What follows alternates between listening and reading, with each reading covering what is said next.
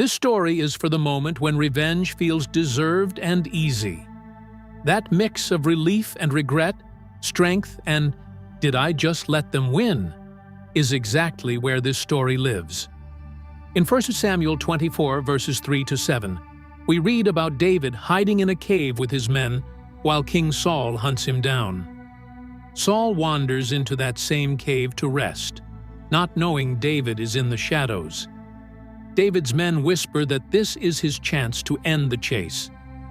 Instead of killing Saul, David quietly cuts off a piece of his robe, then feels troubled even by that symbolic act and refuses to harm him.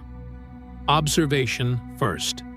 The setting is the wilderness of En-Gedi, with David on the run as an outlaw even though he has already been anointed by the prophet Samuel to be the next king.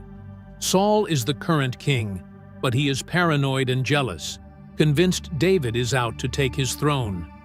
In the cave, the power flips. David has the advantage. His men interpret this as a sign from God and urge him to act. David creeps forward, cuts off the edge of Saul's robe. Then his conscience strikes him.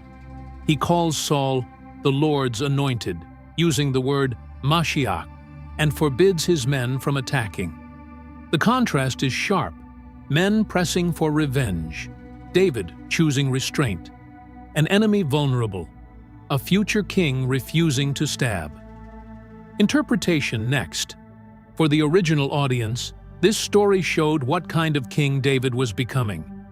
Mashiach emphasizes that Saul's position comes from God's choice, not his current behavior. David refuses to confuse Saul's sin with God's authority. He trusts that removing Saul is God's job, not his. This is more than personal mercy. It is theological alignment. Paul echoes this posture in Romans 12, urging believers not to repay evil for evil, and to leave room for God's wrath, instead of taking vengeance themselves. Jesus pushes it even further in Matthew 5, calling his followers to love their enemies and pray for those who persecute them. The thread is consistent. God's people are marked by a refusal to play judge, jury, and executioner when they have the upper hand. David's small cut on the robe becomes a visible sign without crossing into murder. Restraint here is not weakness. It is an act of trust. Application brings it home. For us, the cave might be an email draft, a private conversation, or a moment when someone's reputation sits in our hands. One concrete action is to pause when you have the perfect cutting reply or the chance to expose someone publicly. Before you send, ask, "Is this me acting as judge? Or can I choose a symbolic line that names truth without destroying the person?" A second action is to reconsider the roles you hold. There may be people you strongly disagree with who still carry a kind of anointing in your life. A parent, a leader, a boss. Honoring their role does not excuse harm or cancel boundaries, but it may change how you respond when you have the chance to embarrass or undermine them.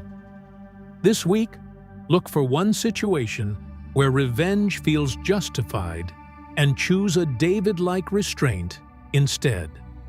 A clear boundary, a calm word, or simple silence. That choice may be where your integrity grows stronger than your impulse. Study it deeply, live it fully,